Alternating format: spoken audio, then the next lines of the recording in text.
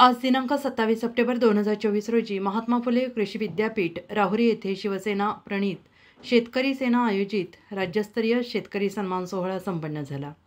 हा सोहळा कृषी पुरस्कार प्राप्त शेतकऱ्यांचा सपत्नीक सन्मान करण्यासाठी आयोजित करण्यात आला होता आणि या प्रसंगी प्रमुख पाहुणे म्हणून महाराष्ट्राचे संवेदनशील मुख्यमंत्री आदरणीय श्री एकनाथ शिंदे साहेब यांच्या हस्ते हा सोहळा संपन्न होणार होता। मात्र मुख्यमंत्र्यांची तब्येत ठीक नसल्यामुळे ते या कार्यक्रमाला उपस्थित राहू शकले नाहीत। त्यांच्या अनुपस्थितीत माजी खासदार सदाशिव लोखंडे साहेब यांच्या हस्ते शेतकऱ्यांचा सन्मान करण्यात आला। कार्यक्रमात विविध मान्यवर आणि शिवसेनेचे पदाधिकारी मोठ्या संख्येने उपस्थित होते। शिवसैनिक आणि कार्यकर्त्यांनी या कार्यक्रमाला मोठ्या उत्साहात सहभाग नोंदवला।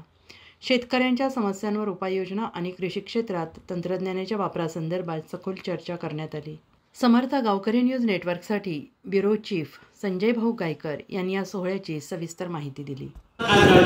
2019 माझ्या राजकीय आणि सामाजिक काम करत असताना मला शेतकऱ्यांचा कैवारी घेणारी व्यक्ती होती ती वसंतदादा पाटील मिळाली।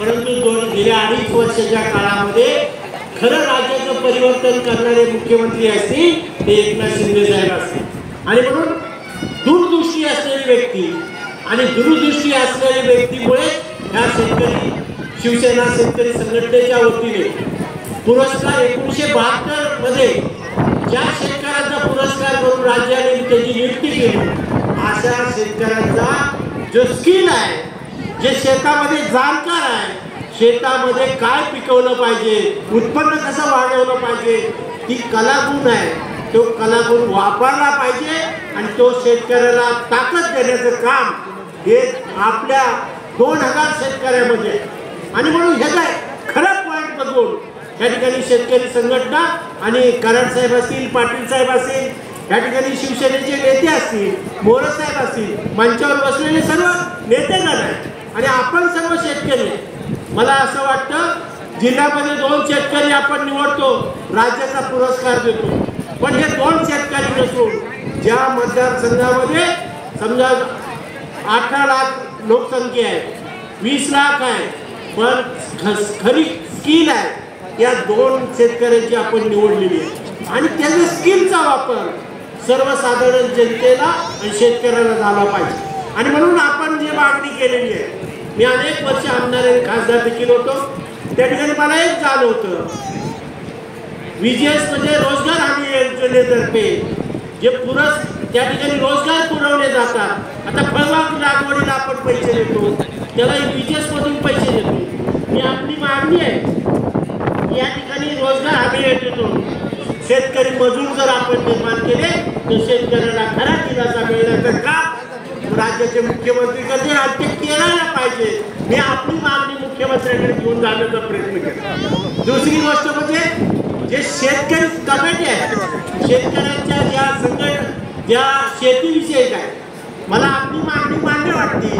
या ठिकाणी आदर्श कोणत्या पक्षाच्या कार्यकर्त्यापेक्षा जो शेतकऱ्यामध्ये पिकवतो, शेतात जातो, शेतामध्ये नाविन्यपूर्ण काम करतो अशा शेतकऱ्याला त्या कमिटीवर घेतला, त्या शेतकऱ्याला गावात देखील त्याचा चांगला वापर होईल आणि गावचं आर्थिकदृष्ट्या त्याचं चांगलं उत्पन्न होऊन ते गाव आणि ते शेतकरी ते मजूर असेल त्या ठिकाणी देशामध्ये देखील त्याची प्रगती होईल आणि म्हणून त्या कमिटीवर फक्त राज्याने पुरस्कार केलेल्या सिनियर ज्युनियर असतील त्याचीच नियुक्ती झाली पाहिजे ही देखील मागणी आपली बरोबर आहे। त्या ठिकाणी आपण राज्याचे मुख्यमंत्री आणि महायुतीकडे आपण ती मागणी करू।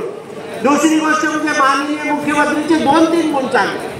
मी खासदार होतो आणि खासदार आल्यानंतर माझ्याकडे अवकाळी पाऊस पडला, त्या ठिकाणी सतत 65 TMची पाणी एका दिवशी पाऊस पडल्यानंतर त्या ठिकाणी त्याला आपण ह्या काय बोलतात त्याला दुष्काळ त्याला बेनिफिट देत होतो, परंतु राज्याचे मुख्यमंत्र्यांकडे आम्ही मागणी केली। आता 1 दिवसामध्ये 65 मिली पाऊस पडला आणि 8 दिवसात 65 मिली पाऊस पडला तर शेतकऱ्यांच्या शेतात काय राहत आणि म्हणून मुख्यमंत्र्यांनी GR काढला, त्याला मान्यता दिली। सतत 8 दिवसमध्ये 65 मिलीमीटर पाऊस पडला, त्याला दुष्काळ भरपाईचं काम करण्याचं काम राज्याच्या मुख्यमंत्र्यांनी केलं। दुसरी महत्त्वाची गोष्ट म्हणजे आपल्याला ठाऊक आहे आपण आदर्श आहे, आणि आपला आदर्श घेण्याच्या संदर्भात राज्याचे मुख्यमंत्री सर्वसाधारण शेतकऱ्याला न्याय दिला आपल्याला पाहिजे। मग लाडकी बहीण असेल, त्या ठिकाणी आपल्याला ठाऊक आहे की ज्या महिला आहेत, ज्या आपल्या आई बहिणी आहेत, पदवीधर शैक्षणिक इंजिनियर असेल, डॉक्टर असेल, त्याला मोफत शिक्षण देण्याचं काम आहे राज्याच्या मुख्यमंत्र्यांनी केलं। तिसरं काम असं आहे, त्या ठिकाणी आपण एसटीने प्रवास करतो, त्याला 50% सवलत देखील राज्याच्या मुख्यमंत्र्यांनी दिली। अनेक योजना आहे आपण करत आहे।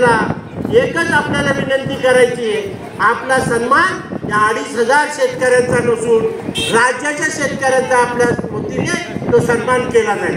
आणि म्हणून मला असं वाटतं की राज्याचे मुख्यमंत्री वसंतदादा पाटलांनंतर ज्या पद्धतीने राज्याचे मुख्यमंत्री एकनाथ शिंदे साहेब काम करतात, त्यांचं काम ऑपरेशन झालं होतं आणि त्या ऑपरेशनचा साईड इफेक्ट झाला। ते निघाले होते सकाळी, डॉक्टरनी त्यांना थांबवलं की तुम्ही जर गेला तर डोळ्याला फार इफेक्ट होईल त्याचा, का तुम्ही ऑपरेशन केल्यानंतर देखील फिरलात, त्याचं डोळ्याचं सेन्सिटिव्ह काम असतं, तुम्ही जाऊ नका। त्यांची इच्छा असताना देखील या ठिकाणी येऊ शकले नाही, त्या ठिकाणी त्यांनी कार्यक्रम ठेवलेला आहे आणि त्यांच्या कार्यक्रमाला आपण महाराष्ट्राचं क्रीम, महाराष्ट्राचं बळ, महाराष्ट्राची युती या ठिकाणी आपण आलो। आणि महाराष्ट्राचे सर्वमान्य दैनिक समर्थ गावकरी अहमदनगर, पुणे, नाशिक, जळगाव, धुळे, नंदुरबार, सोलापूर, कोल्हापूर, सांगली, सातारा, मुंबई, ठाणे, पालघर, रत्नागिरी, रायगड, सिंधुदुर्ग, नांदेड, उस्मानाबाद, बीड, औरंगाबाद, नागपूर, गडचिरोली, भंडारा, गोंदिया, अकोला, यवतमाळ, बुलढाणा येथून एकाच वेळी प्रसिद्ध होणारे एकमेव दैनिक, सर्वसामान्य जनतेचे खुले व्यासपीठ। संपादक आहेत विश्वासराव आरोटे।